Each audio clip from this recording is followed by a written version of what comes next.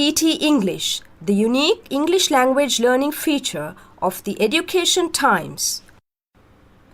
This recording is brought to you by Achini Abegunwadana and her team at London Academy of Speech. The Education Times comes to you every week with the Sunday Times, a leading publication of Vijay Newspapers Limited. ET English introduces a unique way of learning English through stories. It has a short prose passage taken from a novel, a picture story, both of which are being published in episodes every week. All the lessons and activities that are given in the feature are from these two stories. Many English scholars accept that when you learn a language through stories, you remember them better.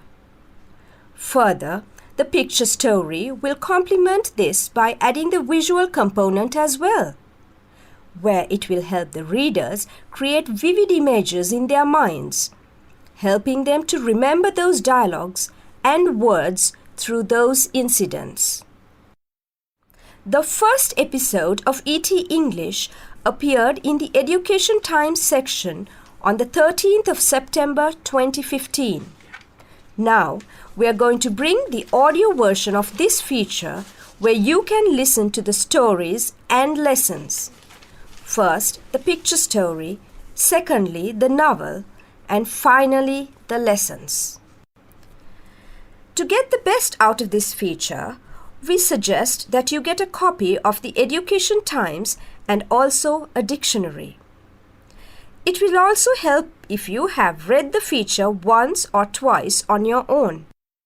At the same time, try to get the correct pronunciation by listening to the audio attentively and repeatedly and trying to read it after every dialogue, emulating the voices that you hear.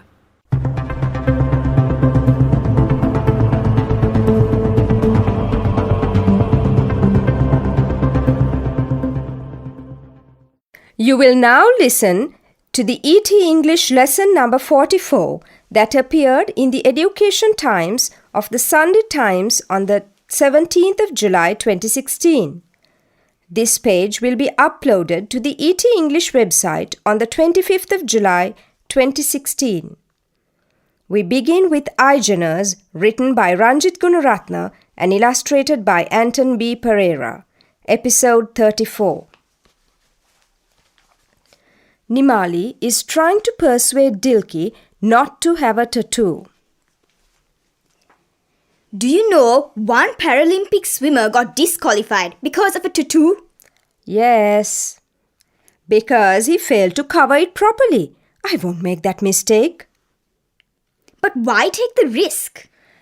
Nimali, life is all about taking risks and facing challenges. Well, I don't want to argue with you, but think before you leap.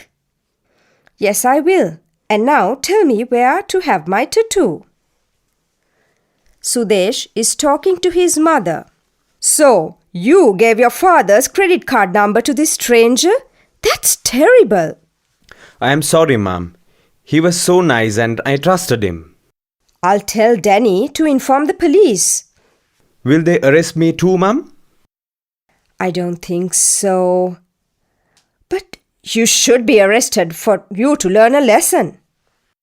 I won't do anything without telling you again. I promise. Reshan has been selected as the captain of the junior school cricket team. You have to practice more, Reshan. Yes, I will. Thanks, Sahasaya, for all your help. Don't thank me. Your talent got you the captaincy. But you helped me a lot, and I need another favor from you. Okay, tell me.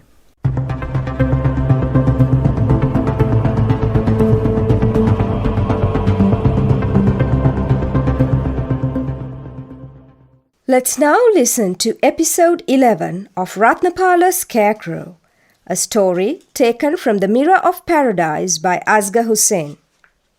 A while later, he struck the big blow. And remember, the paddy harvest will be ready for reaping in about 2 months from now. With that demon out there, the effect will be worse than having a group of barren women walk across the fields. By the time he left, they were almost certain that Pambayaka would smother the rising crop.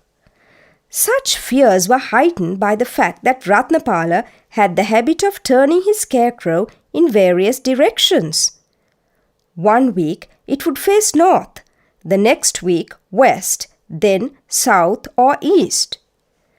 To the more superstitious, this meant that its malefic eye would be cast upon everything around, including their own homes and fields. Then something happened that confirmed their fears. A coconut tree in the land opposite, which constantly fell under the scarecrow's gaze, began to wilt. Now a rumor went round that an evil spirit had possessed the Pambayaka.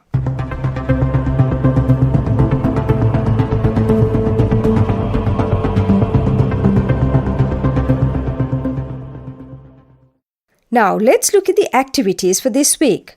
Activity 1. Read the text and answer the following questions. Number 1.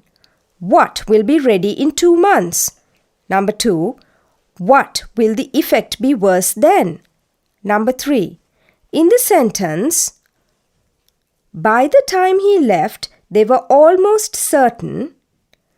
He refers to number 1 Apuhami, number 2 Ratnapala, number 3 Handaya. Question number 4. What were they almost certain about Pambayaka? Number 5. What did Ratnapala do to the scarecrow as a habit? Number 6. What was the rumor that went around? Activity 2. Read the text and find the past tense of the following verbs. Number 1. Strike. Number 2. Leave. Number 3. Has. Number 4. Mean. Number 5. Begin. Number 6. Fall. Activity 3. The following jumbled or mixed up sentences are taken from the text. Read the text and rearrange them. Number 1. The next week west. Stroke. 1 week. Stroke. Then south or east. Stroke. It would face north. Number 2. Will be worse. Stroke. With that demon. Stroke. The effect. Stroke. Out there. Number 3. Their fears. Stroke. Then stroke. That confirmed. Stroke. Something happened. Number 4. In various directions. Stroke. Ratnapala had. Stroke. His scarecrow. Stroke. The habit of turning. Number 5. An evil spirit. Stroke. Now a rumor. Stroke. That. Stroke. Had possessed. Stroke. Went around. Stroke. The Pambayaka. Activity 4. Read the picture story and match the questions in column A with the appropriate responses in column B. Column A. Questions. Number 1. Why did one Paralympic swimmer get disqualified? Number 2. What is life all about? Number 3. Why did Sudesh give his father's credit card number to a stranger? Number 4. Who wanted to inform the police? Number 5. Who promised not to do anything without telling his mother? Column B. Responses. A. Because he trusted him. B. He got disqualified because he failed to cover his tattoo properly. C. Sudesh. D. It is all about taking risks and facing challenges. E. Sudesh's mother. Now, let's look at the word bank for this week. Most of the meanings given are relevant to the context of the stories. Number 1, Paralympics, meaning games in which disabled people participate. Number 2, disqualify, meaning to prevent somebody from doing something because they have broken a rule or are not suitable. Number 3, strike, meaning to hit somebody or something hard or with force. 4. Blow. A sudden event which has damaging effects on somebody or something. Number 5. Reap, meaning to cut and collect a crop from a field. Number 6. Barren, meaning not able to produce children. Number 7. Heightened, meaning to increase or become stronger. Number 8. Direction, meaning the general position a person or thing moves or points towards. Number 9. Superstitious, meaning having the belief that particular events bring good or bad luck. Number 10. Malefic, meaning evil. Number 11. Field, meaning area of land used for growing crops. Number 12. Constantly, meaning all the time or continuously. Number 13. Gaze, meaning to look steadily at somebody or something for a long time. Number 14. Wilt, meaning bending towards the ground. Number 15. Rumor, meaning a story people talk about which may not be true. Number 16. Possessed, meaning controlled by an evil spirit. Now, let's look at the answers for last week's lessons. Activity 1. The answer for question number 1, Apuhami. Number 2, villages. Number 3, villages. Number 4, Apuhami. Number 5, villages. Number 6, scarecrow, Pambaya or Pambayaka. Number 7, Apuhami. And number 8, villages.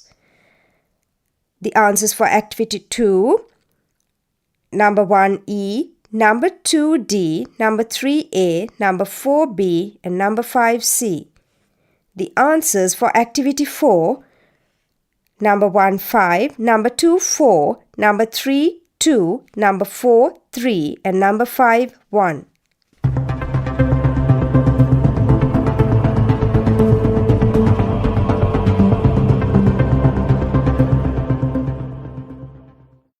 Dear listeners, thank you very much for taking the time to listen to our recording brought to you by the London Academy of Speech.